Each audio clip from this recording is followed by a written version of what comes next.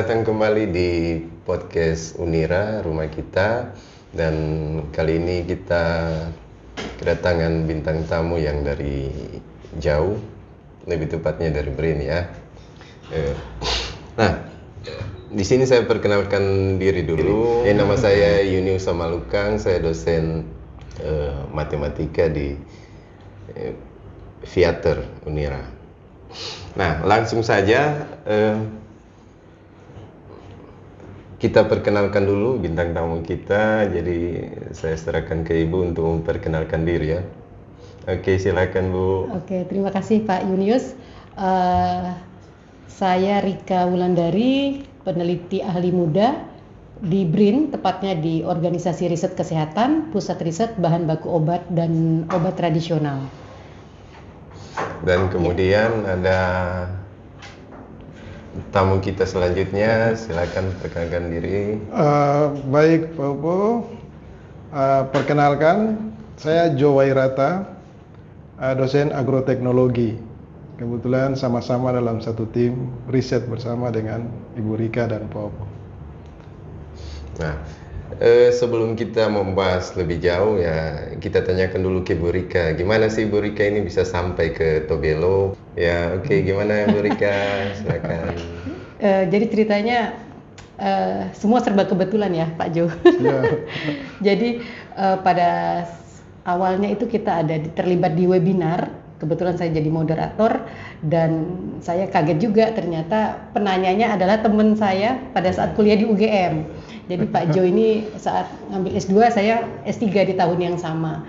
Nah, akhirnya dari situ kita langsung chat, langsung tertarik untuk kolaborasi seperti itu. Dan akhirnya saat ada pembukaan skema riset dari Organisasi Riset Kesehatan BRIN, ya sudah, langsung kita gaspol ya Pak Jo. Siap. Jadi idenya itu memang benar-benar dadakan dan Pak Jo juga bilang, ya udah di Halmahera sendiri sangat banyak sumber daya alam yang bisa dikembangkan. Belum terlalu banyak lah untuk dieksplor seperti itu. Terus kira-kira berapa lama waktunya? Ini kan tadi Ibu bilang kayaknya mepet-mepet ya waktunya. Berapa lama kira-kira persiapannya untuk sampai buat proposal itu? Jadi memang awalnya ide dari Pak Jo, karena memang lebih tahu ya sumber daya alam di Halmaheranya. Nah, kemudian Pak Jo idenya itu memang sudah ditulis di dalam proposal, tapi akhirnya saya kepengennya tuh kita proposalnya itu benar-benar goal gitu. Keinginan kita sangat besar untuk goal, sehingga saya mempelajari juga bagaimana trik-trik dan bahasa-bahasa proposal yang bisa lolos, dan akhirnya dari proposal Pak Jo saya revisi lagi dalam waktu 2 hari tidak tidur. Jadi begadang 2 hari dan betapa kagetnya kita ketika proposal kita dinyatakan goal seperti itu. Luar biasa ya Bu. Yeah. Jadi setiap upaya yang kita buat ya tentu ada hasil. Ini salah satu contohnya. Iya, benar. Dan ngomong-ngomong Bu, apakah Ibu sudah pernah ke sini sebelumnya ke Tobelo? Nah, ini perdana ini. Oh, perdana. Jadi saya bahagia juga ya. Ternyata memang Indonesia itu memang indah kan, dan ternyata luas gitu. Luas, ya. Dan ini perdana sampai ke Indonesia bagian timur. Oke. Nah, selama beberapa hari Ibu sudah di sini, kira-kira bagaimana kesannya di Tobelo ini? Rasanya suasananya memang bikin betah ya. Bikin betah karena masih asri. Walaupun kita posisinya kan di dekat laut dan banyak pantai. Memang kalau siang itu panas, kalau malam ya cukup dingin gitu. Tapi secara keseluruhan saya menikmati lah suasana di sini. Jangan sampai juga kepikiran saya pengen tinggal di sini ya. Karena saya tadi pagi juga coba iseng gitu ke pelabuhan yang dekat tempat saya menginap. Itu ikannya luar biasa, banyak banget gitu. Jadi kepikiran ini pengen juga saya beli dan masak gitu kan. Ya, sumber daya alamnya luar biasa di sini. Ya, oke, mungkin Pak Jo bisa cerita tentang riset kolaborasi yang dilakukan. Memang riset ini yang tadi seperti Bu Rika sudah bilang bahwa rencana ide awalnya itu memang sebenarnya dari Pak Upo juga. Pak Upo kan sering menyelam toh. Karena potensi wilayah laut ini banyak yang belum dieksplor dan sekarang memang menjadi incaran. Jadi awalnya itu Ibu Rika ini punyanya Pak Opo. Oh, ide awalnya ya. Ide awalnya. Nah, untuk itu saya coba hubungkan supaya bagaimana ada kolaborasi antara Unira dengan mitra di luar. Nah, salah satunya ketika Ibu Rika kontak, ya sudah kita sama-sama buat sehingga penelitian arah laut itu bisa berjalan. Sehingga pengembangan potensi laut kita ini cepat bisa dibuat yang terbaik, toh.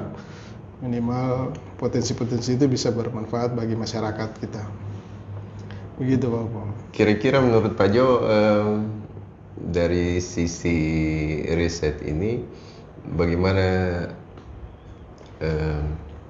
sumber daya alam kita di Tobelo, apakah perlu dieksplor lebih jauh atau seperti apa? Ya, silakan Pak Jo. Ibaratnya sumber alam kita ini seperti singa yang masih tidur begitu, belum dieksplor sama sekali. Baik itu laut maupun darat, itu masih kurang dari riset-riset itu ya. Sehingga kita ini juga di timur atau di Tobelo ini sumber daya SDM-nya masih kurang, terbatas sekali. Itu kita butuh mitra kerja yang dari luar yang sehingga kolaborasi itu. Jadi dengan adanya mitra kolaborasi begini itu menjadi peluang besar bagi kampus ini dan juga bagi kita pengembangan. Kira-kira begitu Pak Opo. Oke. Nah, terkait mitra kolaborasi. Nah, saat ini kita bermitra dengan BRIN ya. Nah, ke Ibu Rika kira-kira program-program apa yang dari BRIN yang kemudian bisa kita yang dari Unira ini punya peluang untuk melakukan itu? Sebenarnya banyak ya Pak. Jadi setiap tahun memang kita ada pendanaan internal. Itu salah satunya internal untuk berbagai pusat riset.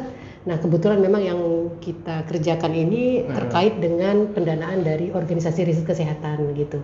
Nah, kalau untuk yang mahasiswa itu sebenarnya bisa juga. Untuk mahasiswa kan tadi saya juga udah dapat info dari ketua LPPM ya, bahwa sudah ada MOU dengan BRIN. Nah, itu juga nanti mahasiswa juga bisa mengikuti program MBKM.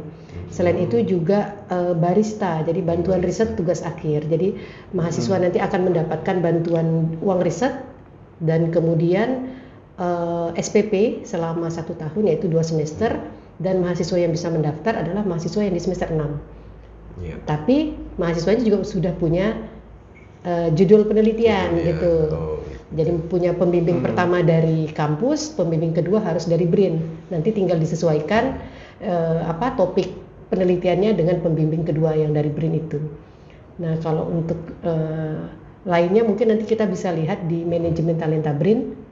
Itu bisa lebih detail lagi syarat-syaratnya, atau program-program yang lain juga banyak di sana.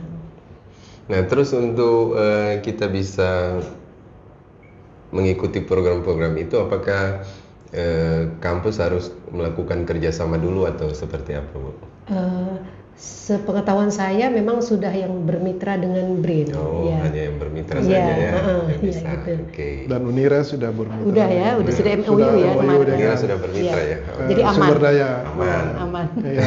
Tinggal nanti mahasiswanya aja nih mau itu. tidak MBKM misalnya untuk menambah wawasan atau link kan di sana gitu, entah di Serpong apa Cibinong, tergantung lab yang dituju ya kalau yang dari OR kesehatan ini gitu.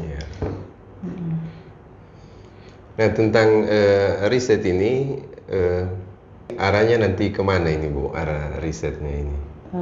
Di dalam penelitian itu juga akan kita tentukan spesies yang kita gunakan dalam riset, kemudian kita cari tahu lebih lagi tentang aktivitas farmakologisnya. Aktivitas farmakologisnya. Mungkin Ibu bisa sebut ada beberapa kira-kira aktivitas farmakologis yang kemungkinan bisa dibuat walaupun tidak atau yang lain tidak tercakup ya dalam penelitian ini, tapi kira-kira peluang-peluang farmakologis apa yang bisa kita lihat dari situ? Mungkin beberapanya ya antioksidan ya, anti kanker, kemudian bisa malaria, diabetes. Ya, nanti kita lihat dulu lah nanti apa sih komponen potensinya, potensinya itu ke arah mana gitu. Karena ini masih penelitian pendahuluan ya. Berarti masih perlu banyak yang kita lakukan ya, karena memang daerah kita ini di Halmahera Utara khususnya cukup kaya dan masih belum banyak dieksplor, dan kemudian lewat kegiatan ini bersama mitra ya kami berharap bisa dieksplor lah. Dan kemudian untuk fakultas dan dosen-dosen yang lain mungkin bisa bisa berkolaborasi, karena kita sudah kerjasama membuat MOU dengan BRIN, jadi mungkin bisa dimanfaatkan ini. Jadi kami menampilkan ibu di sini supaya bisa menjadi motivasi ya. Satu lagi Pak Opo, bagaimana cara selam kemarin itu? Saya kalau disuruh menyelam juga bingung saya. Oke. Iya. Nah, ahli nyelam, ini. ahli nyelamnya soalnya kita tergantung nih hidup bisa kita. 30 meter ya di bawah laut. Nah, untuk ya tentunya kita harus punya sertifikat menyelam ya. Menyelam dulu, kita harus cari tahu dulu prosedurnya seperti apa menyelam, karena ini juga termasuk penyelaman riset ya, bukan penyelaman rekreasi, bukan penyelaman wisata. Dan sepengetahuan saya ini masuk dalam olahraga yang berbahaya nomor 2 kayaknya setelah skydiving ya. Diving, karena memang resikonya tinggi, sehingga memang kita perlu persiapan, terus perlu pengetahuan juga untuk supaya kita bisa melakukan penyelaman. Terus untuk sampel yang kita ambil itu tidak dalam, itu rentangnya dari 5 sampai 10 meter aja. Jadi di situ sampel yang akan kita ambil. Dan kebetulan kemarin di Sabtu itu kami sudah melakukan penyelaman awal. Nah, ternyata banyak sampel juga di situ. Penyelaman itu dibuat supaya tidak merusak lingkungan ya, dijaga supaya alam jangan rusak gitu. Nah, di situ. Jadi, nah ini ada sesuatu yang menarik sebenarnya. Ketika kita menyelam selalu ditanya, kenapa tidak bawa ikan, kan begitu? Kenapa tidak bawa alat untuk panah ikan itu?